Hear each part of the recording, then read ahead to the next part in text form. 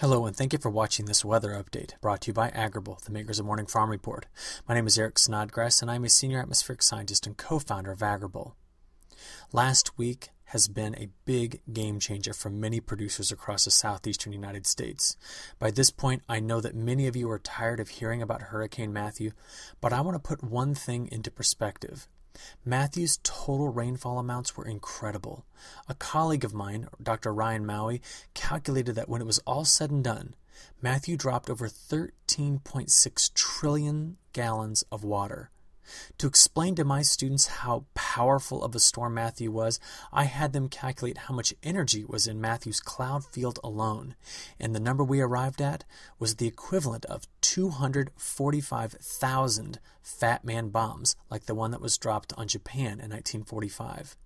But these calculations mean nothing to those who have fields submerged in water or homes washed away by the flooding that Matthew caused. We often think of hurricanes as being large, destructive windstorms, but if we do, we will forget that the deadliest and most destructive aspect of a hurricane is its water. It's the water that it pushes and the rain that it makes. From 1968 to present, nearly 80% of all fatalities from hurricanes come from storm surge or inland flooding. So far in the United States, the flooding from Matthew's torrential rains, which we can see on this long radar loop, have already claimed 39 lives, making this the most deadly tropical cyclone to hit the United States since 2005.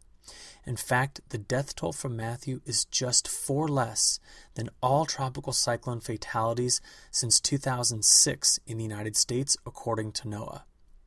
Well, while Matthew was submerging the southeastern coast of the United States with well over a foot of rain in some locations, fields across the southern United States stayed relatively dry, as a large ridge in the jet stream prevented any major weather systems from moving through.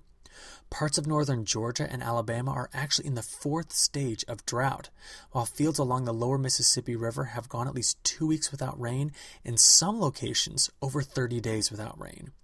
Fields across Texas had a dry week too, except for the north-central part of Texas near Oklahoma. And as we expected, it hasn't rained on fields in California for quite some time, as they're getting ready to finish up their long dry season. Well, big changes are on the way for the whole United States, so let's start out west and work our way across to the south, and then back to the East Coast. This animation shows the winds in the jet stream on Wednesday night, October 12th. Barreling into the Pacific Northwest are winds in the jet stream level that were in excess of 190 miles per hour in spots. These winds are guiding moisture-laden Pacific air into Washington, Oregon, and Northern California, and this is a very important feature to watch for our producers in California. And here's why. California is in the grips of a multi-year drought, and irrigation is a crucial element to all farming practices across the state.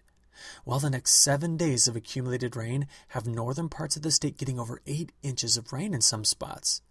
This is going to go a long way to fill reservoirs, even if the rain doesn't make it very far downstate.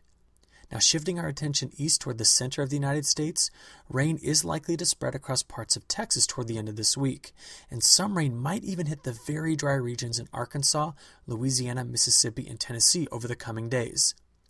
This same region will see a pretty significant cool down as a powerful front passes through on Thursday of this week. A little further to the north, though, into the Corn Belt, and there are actually widespread frost and freeze warnings for this cold air.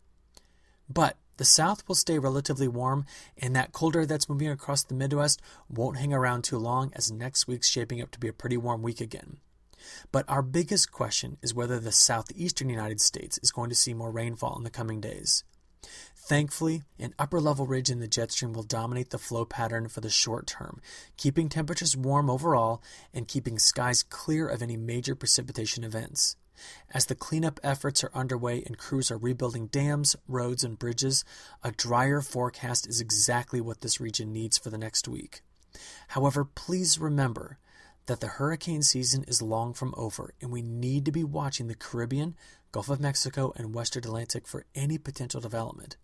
If anything shows up in the long-term forecast, we will be sure to let you know.